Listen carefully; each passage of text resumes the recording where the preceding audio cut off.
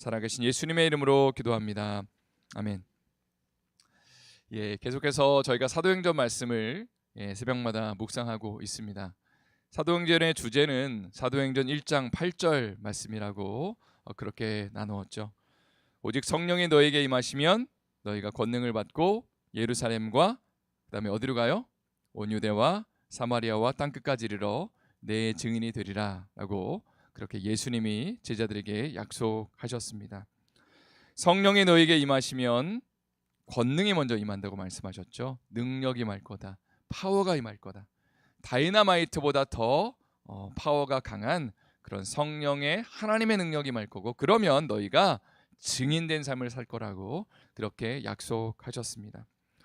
사실 이 말씀을 우리가 생각을 해본다면 예수님의 제자들이 성령을 받기 전까지 이미 많은 영적인 경험과 지식들을 가지고 있었다는 것을 알 수 있습니다. 왜냐하면 예수님과 3년을 동거동락하면서 수많은 말씀을 들었고 또 많은 영적인 경험을 이미 한 상태였습니다. 또 이들은 예수님을 향한 열심도 있었어요. 그래서 예수님이 죽으시기 전날 밤에 제자들이 다 이렇게 얘기를 하죠. 우리가 예수님을 위해서 뭐라고 그래요? 생명 바치겠다고. 우리가 주님을 위해서 우리의 삶을 내어드리겠다고 그렇게 주님을 향한 열심을 표현합니다. 그러나 실제로 이들이 보여줬던 모습은 참으로 실망적이었죠. 모든 제자들이 예수님이 십자가에 못 박히시기 위해서 붙잡히셨을 때에 모두 다 도망가 버립니다. 또 예수님의 수제자라고 불렸던 베드로는요, 예수님을 부인하게 되죠. 지금까지 3년 동안 주님을 위해서 막 모든 것을 다 드리겠다고 바치겠다고 한 그 모든 맹세와 주님을 향한 그 사랑이 한순간에 날아가는 것처럼 보였습니다. 그 사람이랑 상관없는 사람이에요. 저주하고 맹세하면서 예수님을 부인했다라고 성경은 기록하고 있습니다. 3년 동안 모든 것들을 바쳤던 그들의 그 확신과 그 열망들이 이제는 사라진 것처럼 보였죠, 제자들에게. 그런데 그것이 끝이 아니었습니다. 바로 예수님이 부활하셨고요, 도망간 제자들을 찾아오셨죠. 우리는 끝이라고 생각하는데 주님은 찾아오셔서 아직 끝이 아니야. 아직 남아있단다. 내가 끝이라고 말하기 전까지는 아직 끝이 아니야 라고 말씀하시면서 자신의 옆구리에 있는 창자국을 보여주시고 또 손에 있는 그 못자국을 보여주시면서 주님이 약속을 주시는 거죠. 바로 성령의 약속을 부어주시는 겁니다. 그게 바로 사도행전 1장 8절이라고 말씀을 드렸습니다. 오직 성령이 너에게 임하시면 너희가 권능을 받고 예루살렘과 온 유대와 사마리아와 땅끝까지 이르러 내 증인이 되리라. 제자들은 지금 부활의 예수님을 만나고 경험하였지만, 그러나 예수님이 이렇게 말씀하시는 거죠. 그러나 이것만으로는 부족하다. 자, 그러면 뭐를 받아야 되냐고 말씀하시냐면 성령 받아야 된다. 권능 받아야 된다. 그래야지 내 증인된 역할을 감당할 수 있다라고 예수님이 약속하시는 것입니다. 제가 이런 질문을 드린 적이 있습니다. 제자들이 성령 받기 전까지 여러분 기도를 안 했을까요? 그리고 하나님을 의지하지 않았을까요? 분명히 기도했을 겁니다. 하나님을 나름대로는 의지했을 겁니다.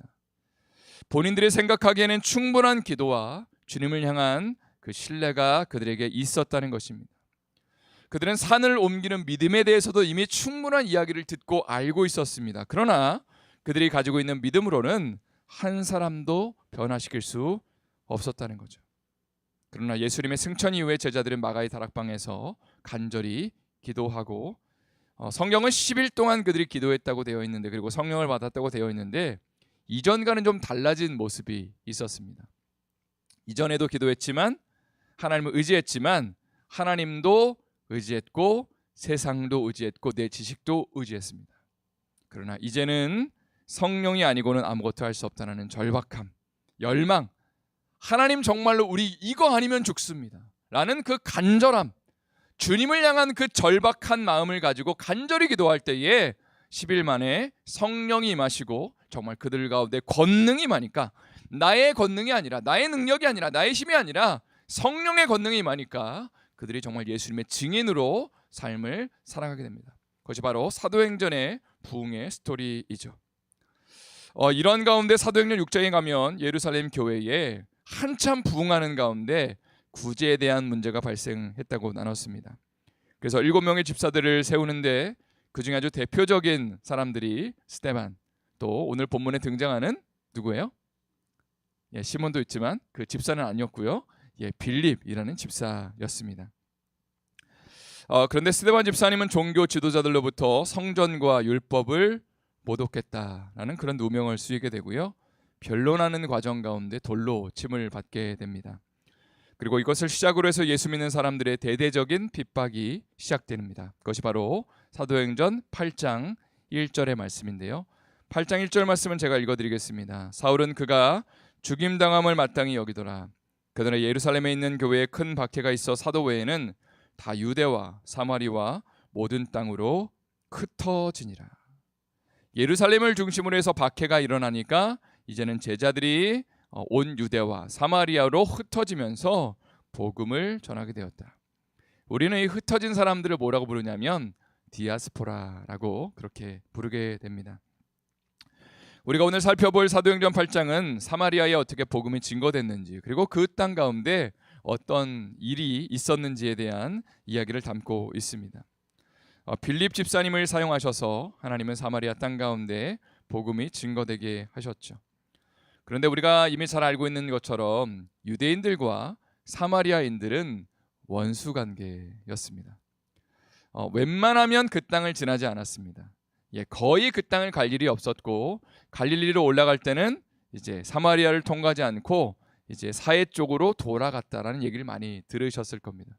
그러니까 사마리아 사람이랑 맞닥뜨리는 일이 인생 가운데 거의 없었고 피해 다녔던 땅이었죠. 이제 생각을 해보니까 핍박이 일어나니까 예루살렘에 있는 사람들이 이 길로 가야겠다, 저 길로 가야겠다, 이런 거를 지금 따질 시간이 없습니다. 그냥 닥치는 대로 도망가겠죠. 그죠? 그리고 사마리아 땅으로 가야겠다라는 마음을 가지고 간 게 아니라, 제가 묵상하면서 하나님 주신 감동은 도망가다 보니까 어디 와 있는 거예요? 사마리아 땅에 와 있는 거죠. 그리고 거기서 뭐 너무 절박하고 힘드니까 그 땅 가운데 가서 좀 먹을 걸 달라고, 마실 것도 좀 달라고 이런 요청하지 않았을까요? 근데 그 가운데 자연스럽게 복음이 증거되고 예수 믿는 사람들이 나오게 하시지 않았을까, 그런 묵상을 하게 됩니다. 그러니까 하나님이 우리의 삶 가운데 발생케 하는 그런 핍박과 어려움들 속에서 하나님은 또 당신의 섭리와 구원의 역사를 펼쳐가시는 것을 보게 되는 것이죠. 그래서 빌립 집사님이 대표적으로 그 땅 가운데 복음을 증거하게 되고 많은 사람들이 예수를 믿게 되었다라고 어제 본문에서 그렇게 우리가 다루었습니다. 오늘 본문의 말씀 14절 말씀을 한번 저희가 읽어보도록 하겠습니다. 14절 말씀 함께 저희 합독하도록 하겠습니다. 시작. 예루살렘에 있는 사도들이 사마리아도 하나님의 말씀을 받았담을 듣고 베드로와 요한을 보내매.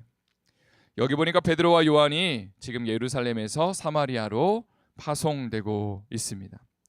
사마리아의 복음이 증거되고 많은 사람들이 예수님을 믿었다, 증거되었다라는 이야기를 들으니까 이제는 공식적으로 베드로와 요한을 공인을 이제 파송을 했다는 것입니다. 그런데 15절과 16절에는 이런 표현이 등장합니다. 한번 잘 들어보세요. 제가 읽어드릴게요. 그들이 내려가서 그들을 위하여 성령 받기를 기도하니 이는 아직 한 사람에게도 성령 내리신 일이 없고 오직 주 예수의 이름으로 세례만 받을 뿐이더라. 참 특별한 표현이 등장합니다. 사마리아 사람들이 예수님을 믿기는 믿었는데 아직까지 성령을 받은 사람이 한 사람도 없었다. 강조해서 지금 표현하고 있고요. 그리고 사도들이 성령 받기를 기도하고 안수하니까 그제서야 베드로와 요한을 통해서 성령이 임하게 되었다는 본문입니다. 사실 오늘 본문은 신학적으로 좀 해석에 논란이 있는 본문이죠. 왜냐면요, 우리가 알고 있고 믿고 있는 신앙은 뭐예요? 예수 믿으면 바로 어떻게 돼요? 누가 오세요 우리 안에? 성령님이 우리 가운데 오시는 것으로 우리는 알고 있고 믿고 있습니다. 오늘 본문은 좀 다르게 얘기하죠. 예수님 믿기는 믿었는데 한 사람에게도 성령이 임하지 않으셨다. 그 대신에 사도들이 예루살렘으로 와서 안수하니까 그때에 성령이 임하였다는 본문입니다. 오순절 교단에서는 오늘 본문을 이렇게 해석을 합니다. 성령을 받는 데는 두 가지 단계가 있다라고 이야기를 합니다. 예수님을 처음 믿을 때에 성령이 모든 사람에게 임하신다. 그렇게 이야기하고 믿고 있습니다. 그러나 세컨 블레싱이 있다. 두 번째 임하시는 사건이 있는데 그것은 바로 성령 세례의 사건이다라고 가르칩니다. 그러니까 모든 사람에게 성령 임하지만 정말로 우리가 간절함을 가지고 열망을 가지고 열정을 가지고 기도할 때에 성령이 두 번째로 오셔서 우리 가운데 성령의 능력을 부어주시고 기름 부심을 주신다. 그것을 성령 세례라고 오순절 교단에서는 두 가지 단계로 가르칩니다. 그러나 저희 교회가 속한 KPCA 해외 한인 장로회는 조금 다르게 가르치는데요. 오늘 본문을 조금 다른 차원에서 해석을 합니다. 오늘 본문은 굉장히 특별한 의미, 특이한 그런 상황과 정황 속에서 일어난 일이라고 이 본문을 해석합니다. 앞에서 설명한 것처럼 유대인과 사마리아 사람들은 원수의 관계에 있었다고 말씀을 드렸죠. 그런데 사마리아 사람들이 예수 믿었다는 얘기를 들었을 때 아마 예루살렘 본부에 있는 사람들은요, 그거를 인정하지 않았을 겁니다. 그죠? 그러니까 하나님께서 아마 특별한 정황들을 만들어내셔서 지금 아직 성령이 임하시지 않게 만드셨다가 베드로와 요한, 정말 공인된 사도들이잖아요. 이 사람들이 왔을 때에 이들을 통해서 성령이 임하게 만드시고 난 다음에 어떤 고백이 나오게 만드시냐면 사마리아 사람들에게도 예수 믿는 특권, 구원받는 역사를 주셨구나 라는 것을 그들이 직접 눈으로 보고 경험할 수 있도록, 그리고 그 공인들이 예루살렘으로 내려가서 사마리아에도 우리가 받았던 성령이 똑같이 임하셨기 때문에 이제 이들에게도 복음이 계속 증거되어야 됩니다 라고 그렇게 증언하셨다는 것을 그렇게 주님이 허락하셨다는 거죠. 이제 저희 교단은 어떻게 믿냐면 모든 믿는 자들에게 성령이 임하신다. 그리고 성령이 특별하게 임하시는 그 사건을 우리는 성령 세례라고 말하지 않고요, 성령 충만이라는 표현을 가지고 그렇게 이야기를 합니다. 오히려 예수 믿는 사람들에게 처음 예수님이 들어오시고 성령이 임하시는 사건을 성령 세례라고 해석하고요, 우리는 첫 번째부터 성령 세례가 임하지만 성령이 온전히 우리의 삶을 덮고 이끄시고 역사하시는 것을 성령 충만이다라고 그렇게 표현합니다. 그래서 이 이제 차이는 나중에 기회가 되면 조금 더 자세히 우리 성도들과 나누도록 하겠습니다. 그리고 나서 오늘 본문에는 시몬이라는 마술사가 등장합니다. 사마리아 사람으로서 그는 자칭 큰 자다라고 되어 있고요, 성경에 보면 그가 마술을 행했다라고 되어 있는데 아마도 악한 영적 세력을 이용해서 아마 귀신들을 이용해서 마술을 행하고 그런 영적인 그런 일들을 벌였던 사람처럼 보입니다. 그래서 성경은 큰 자나 작은 자가 그를 따랐다라고 되어 있습니다. 그런데 빌립 집사님이 복음을 증거할 때에 시몬이 자신의 죄를 회개하고 예수님을 믿었다라고 되어 있어요. 오늘날로 말한다면 무당 같은 사람이 이제 왕무당이 자신의 죄를 회개하고 난 다음에 예수님 믿겠습니다 고백하고 세례받았다는 거고요. 얼마나 열심히 믿었냐면 빌립이 가는 곳마다 그를 따라다녔다. 가는 곳마다 막 따라다니면서 하나님의 말씀을 듣고 그 이적의 현장에 그가 함께했다라고 그렇게 되어 있습니다. 그런데 오늘 본문에 보니까 베드로와 요한이 사마리아에 와서 이제 사람들에게, 예수 믿는 사람들에게 안수하니까 성령이 임하게 되죠. 그 모습을 보고 난 다음에 이 시므온의 눈이 돌아갑니다. 이건 뭐지 하면서 그 성령이 임하시는 그 장면, 그 역사를 보면서 그 베드로와 요한에게 이렇게 말을 하게 되죠. 돈을 줄 테니까 이 권능을 저에게도 좀 나눠주십시오. 그래서 제가 안수하는 사람들마다 성령의 역사가 일어날 수 있도록 나에게도 그 권능을 좀 주십시오. 제가 돈을 많이 드리겠습니다라고 이야기를 했다는 것이죠. 그러나 베드로는 다음과 같이 말합니다. 20절과 21절의 말씀 한번 다 같이 저희가 읽도록 하겠습니다. 20절, 21절 읽겠습니다. 베드로가 이르되 내가 하나님의 선물을 돈 주고 살 줄로 생각하였으니 내 은과 내가 함께 망할지어다. 하나님 앞에서 내 마음이 바르지 못하니 이 도에는 내가 관계도 없고 분깃될 것도 없느니라. 베드로는 아주 심한 책망의 말을 하고 있습니다. 하나님의 선물인 성령을 어떻게 돈을 가지고 살 생각을 하느냐. 너는 은과 함께, 돈과 함께 망할 거다. 이런 얘기를 합니다. 한마디로 말해서 전심으로 회개하지 않으면 너는 예수 믿는 자가 아니다. 하나님 앞에 전심으로 하나님 앞에 매달리면서 너의 죄를 철저하게 끊어내지 않으면 너는 저주받은 자로 죽을 거다라고 그렇게 아주 심한 그런 말을 지금 퍼붓고 있는 본문이 바로 오늘의 본문이라는 것입니다. 베드로는 잠이 확 깰 정도로 심한 책망의 말을 하고 있는데 사도행전을 읽다 보면요, 좀 이런 극단적인 하나님의 어떤 그 책망과 그리고 경고의 말씀이 등장하는 것을 종종 보게 됩니다. 저희가 얼마 전에 살펴보았던 사도행전 5장의 아나니아 사피리아 사건도 좀 비슷했다고 볼 수 있습니다. 이들은요, 자신의 땅을 팔아서 이제 전부를 드리는 것처럼 하나님 앞에 드렸지만 실제로는 일부를 드리면서 사람들을 속였다. 자, 땅을 팔아서 헌금한 것은 얼마나 귀하고 아름다운 일인지 모르겠습니다. 우리는 이런 일을 하기가 쉽지 않죠. 집 팔아서 주님 앞에 냉장고 팔아서 주님 앞에 우리가 봉헌 헌금 드리고 또 하나님을 위해서 헌금하는 것은 쉬운 일이 아닙니다. 참 귀한 일입니다. 참 열정이 넘치는 일이죠. 그러나 이들의 마음 가운데 어떤 마음이 있었냐면 사람들에게 칭찬받고 인정받기를 원하는 마음들, 드러내고 싶은 마음들이 참 컸다라고 성경은 그렇게 기록하고 있습니다.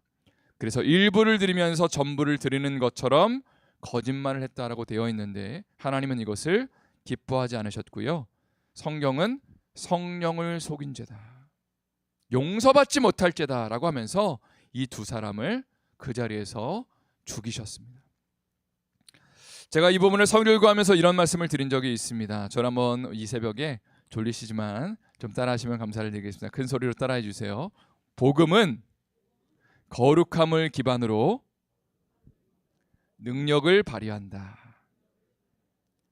반대로 이야기한다면 복음은요, 거룩한 삶이 뒷받침되지 않으면 능력을 잃어버립니다. 제가 이런 예를 들어드렸습니다. 교회 안에서 매일 서로 속이고 다투고 싸우고 막 서로를 손가락질을 하는 교회 성도들이 밖에 나가서 예수님 믿으십시오, 예수님 믿으면 우리처럼 됩니다 라고 말한다면 여러분 믿으시겠습니까? 절대로 믿지 않겠죠. 오히려 사랑하려고 발버둥치고 하나님의 말씀대로 정말로 진실하게 살려고 고백하면서 무릎 꿇으며 애통하며 하나님의 은혜를 구할 때에 예수 믿으라는 말에 능력이 나타나는 것이죠. 마찬가지로 예루살렘 교회 안에 아나니아와 삽바리를 통해서 탐욕, 인정받으려는 욕구와 높아지고자 하는 마음, 거짓, 이런 것들이 사실 우리의 마음 가운데 다 있습니다. 이전에 신앙생활 했을 때 추구했던 마음들이 우리 안에 조금씩 남아있는데 이런 것들을 하나님은요 근절하기를 원하셨어요. 복음의 능력이 나타나려면, 하나님의 영광이 나타나려면 이런 걸로부터 단절돼야 된다. 그리고 온전한 순수한 그 복음의 열정과 주님을 향한 그 열망이 지켜지기를 소망하면서, 그래서 하나님이 극단적으로 아나니아와 삽비라를 쳐서 죽이시면서 하나님이 경고하시는 거죠. 오늘 본문도 마찬가지입니다. 마술사 시몬은 처음에 순수한 의도로 예수님을 믿겠다고 했을 것 같아요, 제 생각에는. 그래서 성경은 그가 회개하고 세례를 받고 전심으로 빌립을 따라다녔다. 가는 곳마다 그를 따라다녔다. 참 아름다운 일이라고 말씀드렸습니다. 무당 같은 사람이 자기의 죄를 회개하고 주님 앞에 다가와서 나를 정말로 복을 달라고, 은혜를 달라고 구하는 그 모습은 너무나 아름다운 일이라고 말씀드렸죠. 그러나 그는 이전에 그가 추구해왔던 사람들에게 인정받기를 원하는 마음, 주목받으려는 마음, 높아지기를 원하는 마음이 아직 해결되지 않았습니다. 그러니까 그 마음을 끊어내지 못하고 돈을 주면서 나에게 그 권능을 달라고, 내가 안수하면 다른 사람들도 성령 받게 해달라고 그렇게 지금 요구하고 요청하는 것이죠. 그러나 하나님은 이것을 단번에 거절하셨어요. 그리고 이렇게 경고하시는 거죠. 복음을 제대로 믿고자 한다면 너의 죄에서 철저하게 돌이켜야 된다. 네가 가지고 있었던 그 과거에 추구했던 마음으로부터 완전히 끊어져야 된다. 그래야지만 너는 하나님이 혹 너에게 다시 생명을 줄지 모르겠다. 지금 그렇게 베드로와 요한이 경고하고 있는 본문입니다. 22절 23절 말씀을 제가 한번 읽어드릴게요. 그러므로 너의 이 악함을 회개하고 주께 기도하라. 혹 마음에 품은 것을 사하여 주시리라. 내가 보니 너는 악독이 가득하며 불의에 메인 바 되었도다. 참 심각한 경고의 말씀이에요. 참 우리가 우리 자신을 돌아보면서 복음을 믿는 것과 사실은 예수 믿는 것이 우리에게는 대가를 치르는 것이 아무것도 없습니다. 그죠? 구원은요 공짜로 되는 거예요. 우리가 할 수 있는 것이 아무것도 없어요. 행위로 되는 것이 아니에요. 전적인 하나님의 은혜로 된 것입니다. 십자가의 보혈로 주님이 모든 것들을 치르시고 나만 바라봐, 나만 믿어 라고 말씀하시면서 우리가 예수님을 영접하는 것이죠. 그러나 그게 한 면입니다. 한쪽 면. 그러나 다른 면에는 구원받고 복음을 우리의 삶 가운데 우리가 받아들인다는 것은 이전에 추구했던 탐욕스러운 삶, 인정받기를 원했던 마음들, 높아지기를 원했던 마음들, 사람에게 주목받기를 원하는 마음들, 이런 것들 있잖아요. 이런 것들과 이제는 내가 싸우는 삶을 살겠습니다를 선언하는 거죠. 구원은 받았습니다. 그러나 하나님의 은혜 가운데 거하는 우리의 삶 가운데 이전에 내가 추구했던 것들과 철저하게 끊어내지 않으면 하나님의 복이, 하나님의 은혜가 절대로 우리의 삶 가운데 임할 수 없다라고, 그렇게 오늘 본문은 복음의 그 순수함과 순결함을 지켜내라고 우리에게 도전하면서 지금 우리에게 지금 크게 외치고 있는 본문이라고 할 수 있는 것입니다. 성도 여러분, 오늘 말씀의 제목은 복음의 순수성을 지켜내라입니다. 한국 교회가 가진 과제는 복음의 순전함과 순수성을, 그 잃어버린 것들을 다시 회복하는 거라고 믿습니다. 최근에 부흥했다는 교회 이야기를 들어보면 거의 대부분 다 수평 이동에 의한 것이 참 많습니다. 교회들이 여러 가지로 시끄럽잖아요. 깨지고 아프니까 어느 교회가 은혜롭다, 설교가 좋다, 찬양이 좋다 하면 거기로 몰려듭니다. 그리고 사람들은 그것을 부흥이라고 말합니다. 어찌 보면 많은 목회자들이 이러한 부흥을 꿈꾸면서 살아가고 있는지도 모르겠습니다. 그러나 성도 여러분, 목회는요 비즈니스가 아닙니다. 하나님이 저희 마음 가운데 부어주시는 최근에 참 강력한 마음이에요. 목회는 비즈니스가 아닙니다. 건물을 잘 꾸려놓고 감동적인 예배와 프로그램을 준비해놓고서 여기 많이 오라고 하는 그런 비즈니스가 아니라는 겁니다. 목회는요 복음에 대한 순수한 열정과 열망을 가지고 한 영혼을 위해서 생명을 바치는 것이 목회이죠. 제가 설교 서두에서 말씀드린 것처럼 예수님의 제자들이 권능받기 전까지는 정말 그 순수한 복음의 열정 가지고 하나님 앞에 울부짖으면서 내 생명을 다 정말로 주님이 받아달라고 기도하기 전까지는 그들 가운데 한 생명도 구원하는 일이 없었습니다. 그 전까지는 그들의 마음 가운데 하나님 기뻐하시는 마음을 온전히 추구하지는 못했던 것 같아요. 그러나 생명 걸고 기도하기 시작할 때에 하나님이 정말 사람을 살리는 복음의 그 역사가 전진하는 놀라운 역사를 주님이 허락하셨다는 것입니다. 하나님 앞에 무릎 꿇으며 눈물 흘리며 하나님이 교회를 살려달라고, 정말로 천하보다 귀한 한 영혼이 주님 앞에 돌아오길 원한다라는 그 간절함과 눈물 있는 교회를 하나님은 지금도 찾고 계시고, 그것이 바로 복음의 순수성을 우리가 고수하는, 하나님 기뻐하시는 거룩한 교회라는 사실입니다. 올 한해 안디옥 교회 트랜지션을 우리가 위해서 기도하고 있습니다. 특별히 홍 목사님과 사모님을 위해서 기도해 주시고요, 또 부족한 저와 제 아내를 놓고 기도해 주실 때에 저희 두 사람이 복음의 순수성과 순전함을 잃지 말게 해달라고 기도해 주세요. 주님 한 분이면 충분한 사람으로 하나님 세워달라고. 정말 이 안디옥 교회가 정말 예수 믿는 사람으로 가득 넘치는 교회 되기 위해서 먼저 리더들이 정말 주님 한 분이면 충분하다고 고백하면서 엎드려서 무릎 꿇고 기도하는 그 속에서 하나님의 교회가 세워지고 복음의 능력이 발휘될 수 있도록, 정말 한 사람을 일으키는 그 복음의 그 영광이 정말 우리 교회 가운데 임할 수 있도록 여러분 기도해 주시기를 축복합니다. 그 속에서 하나님의 놀라운 은혜와 은총이 우리 안디옥 교회 가운데 계속해서 일어날 수 있기를 예수님의 이름으로 축원드립니다. 다시 한번 예수님의 이름으로 축원드립니다.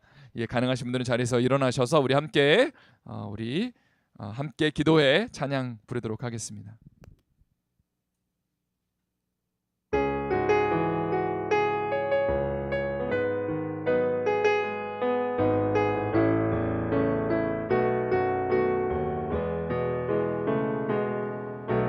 우리 함께 기도해.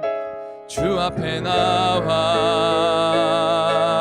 무릎 꿇고 긍휼 베푸시는 주, 하늘을 향해 두 손 들고 하늘 문이 열리고 은혜의 비출기 이 땅 가득 내리도록 마침내 주 오셔서 의의 비출기 우리 위에 부시도록. 우리 함께 기도해. 우리 함께 기도해. 주 앞에 나와 무릎 꿇고 긍휼 베푸시는 주, 베푸시는 주, 하늘을 향해 두 손 들고 하늘 문이 열리고 은혜의 비출기 이 땅 가득 내리도록 마침내 주 오셔서, 마침내 주 오셔서 의의 비출기 우리 위에 부시도록. 하늘 문이 열리고 하늘 문이 열리고 은혜의 비출기 이 땅 가득 내리도록 마침내 주 오셔서 의의 비출기 우리 위에 부시도록. 이 몇 가지 기도 제목 제가 특별히 나누기를 원합니다. 복음의 순수성과 순전함을 잃지 않는 우리의 삶이 될 수 있도록, 혹시라도 예수님은 우리가 믿지만 그 이전에 추구했던 것들 내 삶 가운데 지금 아무렇지도 않게 신앙생활하고 계시지는 않습니까? 오늘 아침에는요, 주님이 강한 책망의 말씀을 주셨어요. 저를 포함해서 여러분의 삶 가운데 혹시라도 복음을 붙잡으면서 세상의 것들을 같이 붙잡기를 원하는 마음, 높아지기를 원하는 마음, 인정받기를 원하는 마음, 탐욕의 마음이 있다면 주님 내가 끊어내게 해주시고 정말 예수님 한 분만으로 만족하는 삶을 살아낼 수 있도록 주님 역사하여 주시옵소서. 기도해 주시고요, 담임 목사님과 사모님을 위해서, 또 저와 제 아내를 위해서 트랜지션 가운데 비전과 영성의 계승이 일어나며 특별히 저와 제 아내가 복음의 그 순수함을 잃지 않고 순전함을 잃지 않고 끝까지 승리할 수 있도록, 그 속에서 하나님 기뻐하시는 교회가 세워질 수 있도록 기도해 주십시오. 그리고 우리 별세하신 박태동 장로님, 그 유가족들을 위해서, 권현희 권사를 위해서 특별히 기도해 주시고 부탁을 드립니다. 이 시간에 주여 3번 외치시고 간절히 기도하시다가 자유롭게 돌아가시면 되겠습니다. 주여, 주여, 주여. 하나님 감사합니다. 주의 은혜 가운데 우리 삶을 지켜주시고 함께해 주님을 찬양합니다. 성령 우리 가운데 말씀해 주시고, 하나님 오늘도 하나님의 말씀 가운데 하나님 우리가 바로